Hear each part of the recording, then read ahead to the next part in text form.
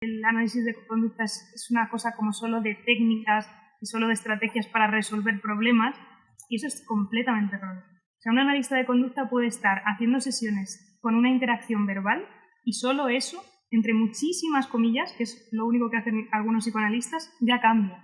Porque está habiendo un intercambio verbal que cambia funciones, altera funciones de la vida de la persona. Si una persona está en una relación de maltrato y entonces empieza, no, es que por ejemplo es muy bueno, no sé qué, y yo empiezo a moldear y a decir, bueno, tan bueno no será. Y la persona me dice, bueno, es verdad, tan bueno no será. Digo, bueno, entonces si no es bueno, ¿qué es? Entonces yo estoy cambiando funciones, estoy alterando las variables y no le estoy diciendo respira. Estoy debatiendo, estoy moldeando un discurso. Entonces, muy pocas personas saben, desgraciadamente, que los buenos analistas de conducta le dan al lenguaje muchísima importancia. Es una crítica que se le ha hecho a los analistas de conducta del principio. Les decían, oye, ¿por qué no interactuáis con el lenguaje?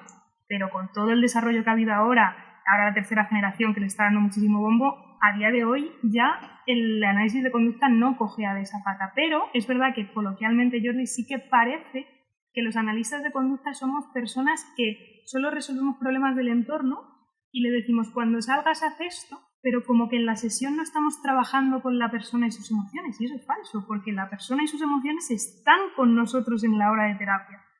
Entonces, cierto es que muchos analistas de conducta pudieron pecar de eso, pero en los años 60, te diría, o sea, ahora mismo si tú te formas en lenguaje y en conducta verbal, tú puedes modificar funciones solo hablando. Pero en la calle no se sabe, desgraciadamente, y parece que el psicoanálisis entonces o la Gestalt llega más a la profundidad, pero no, solo porque licita un poco más de emoción, a veces para nada. Es decir, ¿por qué te tienes que poner a llorar? ¿Va a ser tu terapia más efectiva si empiezas a pensar que es que todo viene de un trauma?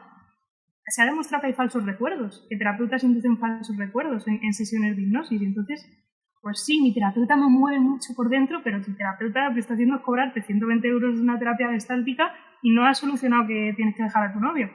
Entonces, bueno, es siempre llegar a... Yo soy muy sarcástica, pero es que me pone los nervios porque recibimos en consulta gente de, no, es que yo llevo 5 años con una terapeuta Gestalt. Y es como, pues tío, no sé. O sea, no por menospreciar terapias largas, pero eso es una barbaridad. 5 años de terapia sin cambios, para quien le guste bien, pero me parece más como ir al fisio, que no tiene un objetivo final, sino como, pues voy de vez en cuando y me aclaro, porque el mero efecto de hablar también está demostrado que tú te expones a verbalizar y tiene un efecto terapéutico hablar 1 hora. Pero eso para quien lo quiere. Desde mi punto de vista, ya me callo. Perdón, para el que lo quiera y el que lo quiera conscientemente. Es decir, que a propósito haya ido ahí porque quiera esto, no con otro objetivo diferente. Si queréis, chicos, antes de continuar, que nos lea Luis alguna del chat, que van a colación de estos temas, por eso lo digo, y luego ya continuáis vosotros. Pues la verdad es que hay varias preguntas muy interesantes. Desde aquí, gracias a la gente por participar. Y bueno, voy a unir 2 preguntas, ¿vale? Porque creo que tienen relación. Pregunta Corez R. Si existe un mínimo de sesiones, un mínimo de tiempo entre sesiones para tener con el terapeuta. Esta persona cuenta que, por ejemplo, le dijeron que no podía ir cada menos de 15 días porque no servía de nada, le comentaron, ¿no? Por su parte, Chalas pregunta, dice, a mí me gustaría preguntar si en la fase de diagnóstico en la terapia es necesario tener citas de forma semanal, dado que hasta tenerlas se pierde un tiempo de 3-4 semanas. Es decir, si este tiempo entre sesiones podría ser menor en la fase de diagnóstico, si tiene algún papel, si tiene alguna utilidad o una función, ¿no? Quien quiera participar, responder la pregunta, si quiere María, por ejemplo.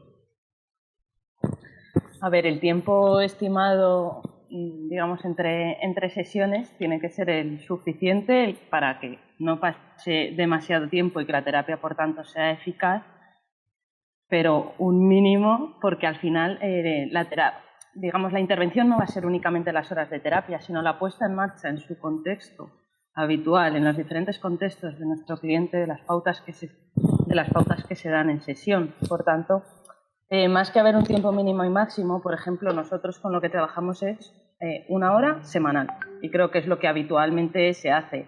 Eso de que menos de 2 semanas no tendría sentido, creo que puede entrar en debate, no sé exactamente el contexto en el que se lo dijo este terapeuta, pero respuesta rápida, digamos, nosotros trabajamos con 1 hora de periodicidad semanal, que al final es pues lo que se ha demostrado de tanto como tiempo mínimo o máximo, que haya un espacio entre sesiones para que, por tanto, el proceso pueda ser efectivo. Hay veces que nos dicen, pero no puedo venir mañana o pasado. No, tiene que pasar un tiempo, ¿no?, para que esto sea eficaz, pero tampoco mucho tiempo para reducir esta eficacia. No sé si Carol o Tamara quieren decir algo más. Perdón, puntualiza Corec R más de 2 semanas. Entiendo que sería con un periodo de tiempo mayor de 2 semanas.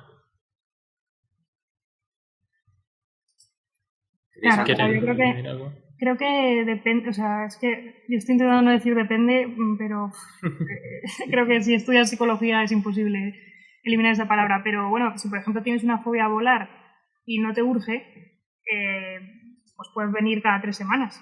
Pero se le tiene que explicar a la persona que entonces se va a, digamos, atrasar todo. Cuando dicen, no, la fase de evaluación es perder, no sé si alguien ha dicho exactamente cómo perder, no, es una inversión brutal. O sea, yo me hago unas historias clínicas de 5 folios por hora y luego ahí tengo toda la info y ya cuando puedo hacer el análisis funcional siento que tengo éxito en el caso porque controlo la conducta, ¿no? En ese momento o sé cómo están formadas las variables. Yo diría que es la fase más importante con diferencia. Aunque siempre se siga evaluando cómo va todo, para mí la fase de evaluación es la más importante. Y además, para hacer una alianza terapéutica fuerte, si la persona se lo puede permitir, lo ideal es empezar semanal, pero vamos, que si es una fobia a volar, la persona está bien, o si es algo más de desarrollo personal, de oye, no sé qué hacer con mi vida, pero no tengo prisa porque me estoy dando un año sabático. Si quieres venir cada 2 semanas, yo creo que depende de la gravedad de la demanda terapéutica. No sé qué opinas tú, Tam, cómo lo ves, qué te dicen en el máster. A ver, es que pues justo yo bastante formación en cuanto a fobias sí que he tenido, ¿no? Por ejemplo, protocolos de fobias a las cucarachas, que esto es como súper interesante porque es muy específico. Y bueno, o sea, lo ideal sí que se suele decir, ¿no? De que sí puede ser semanal hasta que más o menos vayas encaminado. Y luego, si hay un seguimiento, pues oye, se van esparciendo sesiones también para dar autonomía, ¿no? Para no crear esa dependencia de vienes semanalmente y tiene que ser todas las semanas, ¿no? Pues oye, ¿qué tal si nos vemos ya dentro de 2 o 3 semanas? ¿No? Y un poco también para que la persona al final aplique todos esos aprendizajes a su vida diaria, que es al final el objetivo final. Pero respuesta corta es depende. Lo siento. Jordi, Seth y Mar, si queréis continuar con vuestra pregunta. Yo tengo una que, como he mencionado antes, muy por encima sobre la terapia MDR, de que no sé si has puesto en la categoría de terapias o métodos con evidencia científica o sin evidencia científica. ¿Cómo la veis por vuestra experiencia? Digo porque me lo han hecho a mí y era muy escéptico al principio y pues sí que noté algunos defectos, por ejemplo, yo sé, a nivel de sueños después de una sesión, una cosa que no había pasado en mi vida y es que era muy escéptico, me refiero. No sé si por efecto placebo de autoconvencerme a mí mismo pudo hacerme algo, pues que yo era muy escéptico. Entonces, ¿qué opináis sobre la MDR? ¿Podéis especificar qué es? Porque yo ni idea. Y seguro que la gente que lo está viendo también no se entera. Mejor ellas, ¿no? Porque... Sí. Ánimo. ¿Quieres especificar tú, por ejemplo, Carol, lo que es MDR y luego que nos comente María o Tamara su opinión al respecto? Bueno, pues voy a intentar dar una aproximación, pero como no soy experta en esta forma de intervenir, pues la premisa básica de este tipo de terapias es acceder a una especie, es que voy a decir terminología con la que no trabajo, ¿vale? Entonces voy a hacer como que la manejo y como que me la creo. Es acceder a una especie de trauma bloqueado o experiencia pasada bloqueada que tú estás de alguna manera rechazando y estás escondiendo, me parece un poquito regulero. Eso sería la premisa y entonces la práctica, que sí que se ha demostrado que hay evidencia moderada, que eso ahora debatimos por qué, las analistas de conducta que están aquí, y creo que se fundamenta en que con el movimiento rápido de los ojos, si tú vas siguiendo al terapeuta mientras te evoca volver a ese pasado, se desbloquearía y se desharía esa especie de trauma. Y no encuentro una manera, no sé, menos políticamente incorrecta de definirlo, porque no lo controlo y yo no uso estos términos, pero sí que tiene evidencia moderada, según la APA. No sé si me equivoco, chicas, pero la tuvo, o por lo menos moderada. ¿Sabéis, chicas, si teníais evidencia? ¿Amara o María? A mí me consta, como dice Carolina, que sí que hubo esa evidencia moderada. Pero ahora bien, yo vuelvo un poquito a lo que estábamos comentando antes Carolina y yo. ¿Por qué tuvo evidencia? Porque al final, muchas veces cuando se habla de evidencia, se acaba cayendo en una explicación circular. Es decir, vale, ¿por qué tuvo evidencia? Porque muchos pacientes o clientes mejoraron esta dificultad que les llevaba a terapia porque se la aplicaron. Vale, pero bien, ¿por qué mejoraron? Porque esta técnica funciona. ¿Y por qué esta técnica funciona? Porque estos pacientes mejoraron. Y al final se acaba en una explicación circular. ¿Tiene evidencia? Pues sí, puede haber muchísimos estudios que demuestren que estos individuos, estas personas que acudieron a terapia y se les aplicó, funcionó. Pero volvemos a lo de antes. ¿Por qué? ¿Qué principios de aprendizaje, qué leyes explican que estas personas mejorasen en este punto? Yo, igual que Carolina, me pierdo bastante con esa explicación porque es terminología que no controlo, pero simplemente por poner un ejemplo, se desconoce la diferencia que puede haber entre esta aplicación y, por ejemplo, una exposición encubierta, que es lo que se hablaría más desde el análisis de conducta.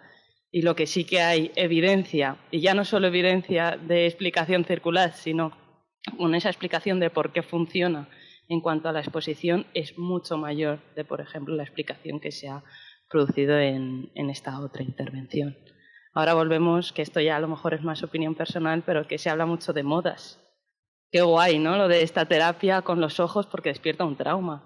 Pero a lo mejor no estamos hablando de otra cosa diferente, de un condicionamiento, una asociación que ha ocurrido y, por tanto, en terapia se busca descondicionar, desasociar esto. ¿Cámara? Sí, nada, yo quería comentar que hasta donde yo sé sí que tiene evidencia moderada, pero creo que solo en TEP, ¿no? Porque también se está viendo cómo este tipo de terapia se está aplicando a otros trastornos, ¿no? O sea, yo lo he visto, es que de depresión, ansiedad, lo he visto hasta para tema de pareja. O sea, es como para todo, ¿no? Entonces, sí que es verdad que tiene evidencia moderada para el TEP, pero en el momento en el que no se conoce el proceso por el cual está funcionando y tú lo estás atribuyendo a el Rapid Eye Movement ¿no? Es como, no hay evidencia para decir esto funciona porque movemos los ojitos. Entonces, ahí sí que es verdad que eso hay que explicarlo de alguna forma, ¿no? Y ver eso ¿no? Carol lo sabe mejor, ¿no? De qué procesos, ¿no? De no simplemente esta terapia funciona, sino dime por qué, ¿no? Porque si no, al final, pues es eso. Y luego el tema de moda, la pasta que vale certificarse. Y ahí, según he visto, bueno, es como que hay varios niveles, qué tal, y eso, que no hay evidencia suficiente para decir que es un enfoque válido para cualquier aproximación, para cualquier trastorno o pues eso. Yo lo cogería con pinzas, pero vaya, que no soy experta tampoco, pero con pinzas.